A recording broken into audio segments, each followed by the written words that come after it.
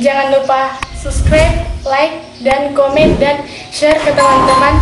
Terima kasih. Halo, selamat pagi teman-teman. Selamat pagi buat teman-teman yang semua lagi berada di daratan tinggi, daratan rendah, mau di udara, mau di daratan. Selamat pagi. Jadi hari ini saya mau review cas yang baru saya beli dari TikTok. Ini harganya berapa ya kemarin? 100 lebih lah, 190, 180. Nah, ini cas bisa 24 volt dan bisa cas motor juga yang 12 volt. Jadi saya sengaja beli ini untuk siapa tahu misal nanti ada aki kan yang lowbat, saya bisa cas dan apa. Dan kebetulan ini saya mau review kira-kira aki saya itu masih bagus atau tidak. Jadi kita akan mengambil dari apa namanya,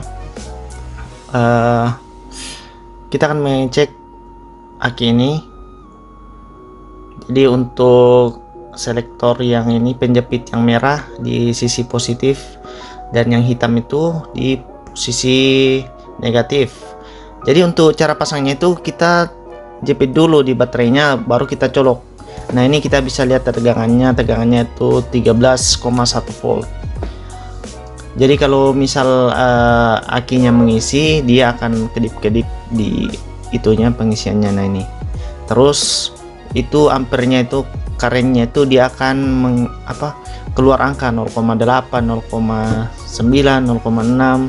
Jadi kalau 0,0 ampere itu artinya si aki itu sudah full, sudah bagus.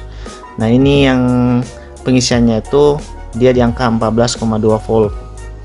Jadi alat ini sangat rekomendasi juga sih menurut saya, karena saya sudah tes di motor tua saya juga. Ketika saya cas akinya memang mengisi, memang betul-betul dan bagus.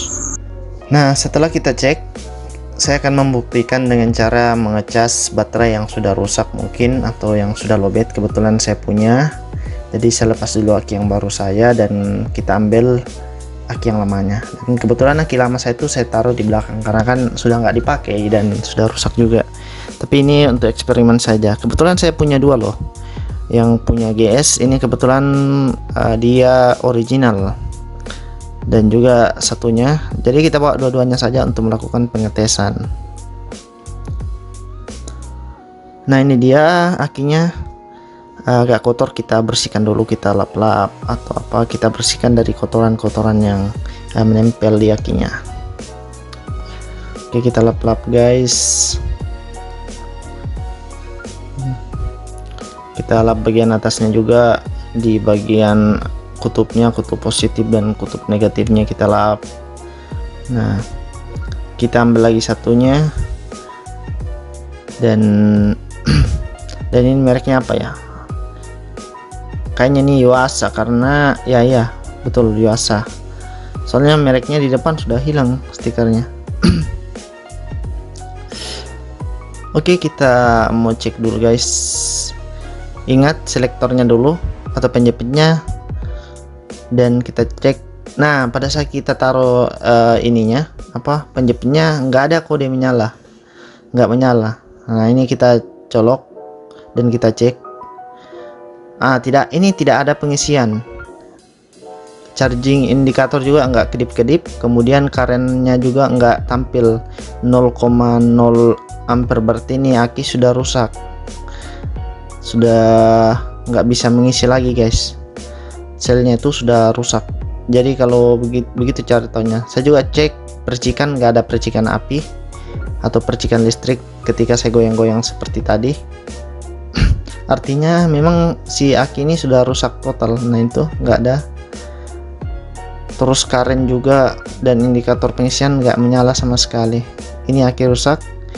Jadi kita tes satunya guys, yang GS ini apakah masih bagus atau sudah tidak layak.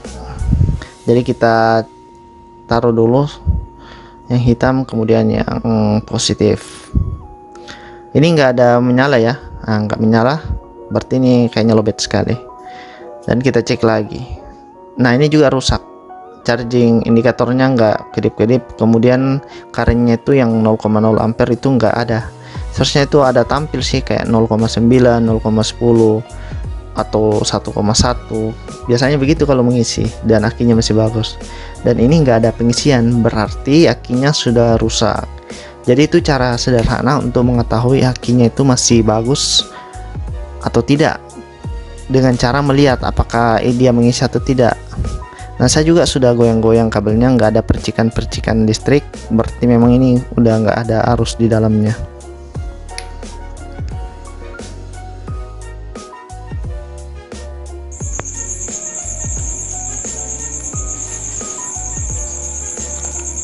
Penyetruman baterai MF tidak dapat dilakukan jika dalam kondisi rangkaian terbuka open circuit atau voltase jika terminal positif dalam kondisi terlepas. Tidak perlu dilakukan penyetruman jika voltase baterai masih di atas 12,8 volt. Memeriksa pengisian baterai dapat dilihat pada tabel di bawah ini. Contoh, voltase rangkaian 12,12 volt. Untuk waktu penyetruman atau pengisian sekitar 6,5 jam. Kondisi penyetruman baterai dengan di antara 20 sampai 30%. Nah, ini dia baterai MF, guys. Nah, ini dia cara penyetruman kalau dari baterainya sendiri. Kebetulan saya pakai yang 3,0 Ah. Jadi di sini ada cara penyetruman itu. Kalau normal dia pakai 0,3 ampere, penyetruman sekitar 5 sampai 10 jam. Kalau yang cepat dia pakai 3 ampere atau sekitar 30 menit. Jadi teman-teman bisa pakai yang 0,3 ampere tapi agak lama, dan 3 ampere tapi 30 menit saja, guys.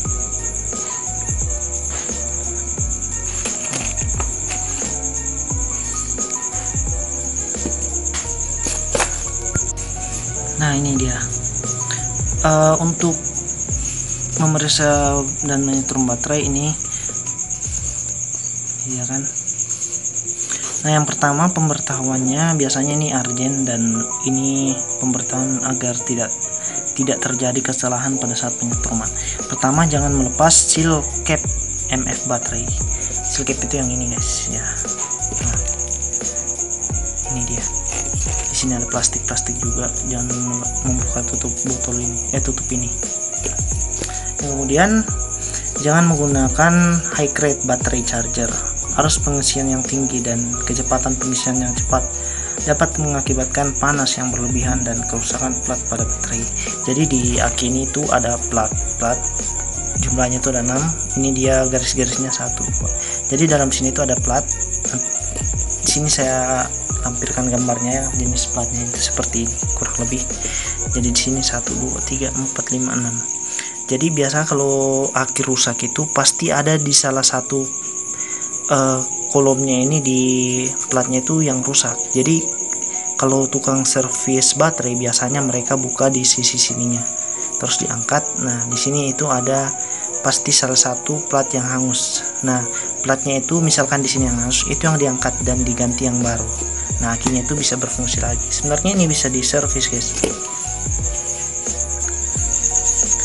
Nah, kalau ini pemberitaan yang kedua, nah ini kan ada normal, ini ada yang cepat. Jika misal teman-teman menggunakan 5 ampere atau di atasnya, yang kira-kira pengisiannya bisa 10 menit atau 5 menit, nah baterai ini bisa rusak, guys, menurut si buku ini. Jadi yang direkomendasikan tuh 0,3 ampere, jadi pengisian 5-10 jam, dan cepat itu 3 ampere atau sekitar 30 menit. Ini yang paling maksimum dan ini minimum. Jadi teman-teman bisa acuannya di sini saja, guys. Jadi jangan di atas 5 ampere dan lain-lain. Jadi teman-teman biasa lihat cas HP kan ada 5 ampere, ada 36, ada yang 3 ampere. Jadi itu standar untuk pengisian juga. Nah, yang ketiga, jika memungkinkan lakukan penyetruman berkala dengan baterai charger. Hati-hati jangan sampai terjadi overcharger. Jadi overcharge itu kelebihan cas. Dan misalkan pada saat mengisi itu voltnya itu sudah cukup, misalkan 13 atau 14. Jadi kalau misal di atas itu namanya overcharger. Misalkan 15 volt itu overcharger guys. Jadi jangan sampai terjadi, karena bisa mengakibatkan komponen dari kelistrikan motor itu bisa terbakar dan bisa kelebihan. Dan kemudian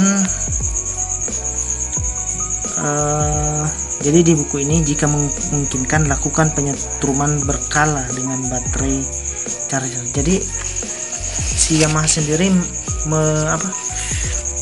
menyarankan untuk melakukan penyetruman atau cas pada akinya.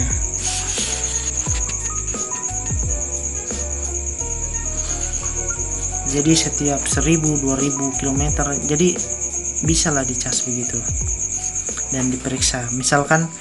Tapi saran saya dari saya sendiri, kalau misal aki ini sudah di bawah 12 volt, lakukan segera pengecasan. Tapi kalau misal masih 12 volt ke atas, gak usah dicas, karena ini sarannya voltase akinya itu mana tadi, kalau ini 12,8 volt itu masih bisa, gak usah dicas. Tapi di bawah itu misalkan 11 atau 10 volt itu harus dicas. Oke guys, nah itu yang dimaksud di buku ini.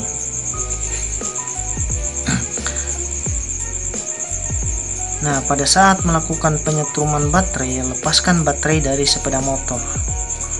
Dan jika melakukan penyetruman dalam kondisi terpasang, lepaskan kabel negatif baterai, baru terminal baterai ini tipe daru. Jadi kalau misal teman-teman mau ngecas aki ini, disarankan melepas aki ini dari motornya.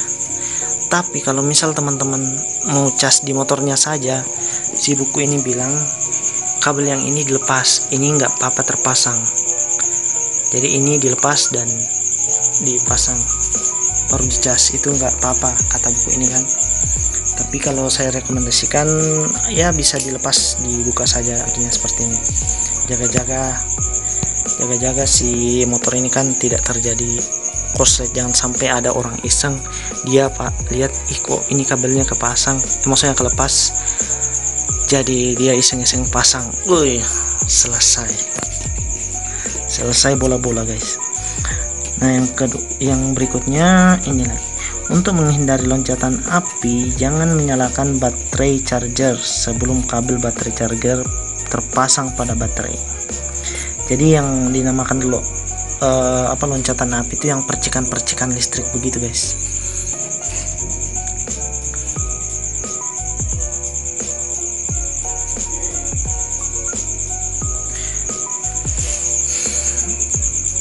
Jadi jadi untuk ngecas aki ini, yang pertama kalian pasang si capitannya tadi, capitan 1, capitan 2, kemudian baru dicolok. Jangan colok dulu baru dicapit.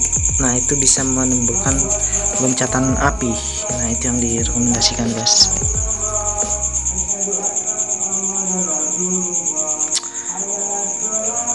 Nah ini lagi yang kedua, sebelum melepas kabel baterai yang terpasang pada terminal baterai, matikan terlebih dahulu baterai charger. Jadi kalau misalnya ini sudah selesai ngecas, cabut dulu itu pengisiannya, chargernya, cabut terus baru ditarik. Jangan ditarik dulu baru dilepas, seperti itu guys. Nah, yang berikutnya, pastikan penjepit baterai charger yang terpasang dengan kuat pada terminal baterai dan tidak terjadi hubungan pendek. Jika kabel tidak terpasang dengan kuat akan menimbulkan loncatan api. Jadi itu jepitannya itu harus dijepit, digigit dengan betul-betul. Nah, ini yang berikutnya, jika pada saat proses penyetruman timbul panas pada baterai, matikan untuk sementara baterai charger dan tunggu beberapa saat untuk pendinginan, dan setelah dingin lakukan penyetruman kembali. Baterai yang terlalu panas dapat meledak. Jadi aki ini kalau misal teman-teman charger atau cas pada saat dia terlalu panas, aki ini bisa meledak karena di sini kan tidak ada sirkulasi begitu guys. Jadi ini bisa meledak kalau terlalu panas.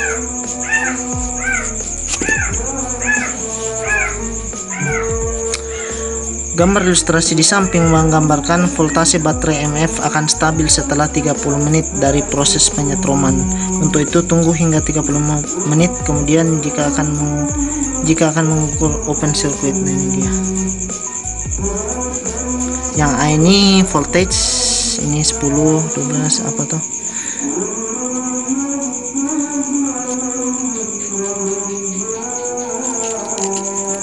Oh.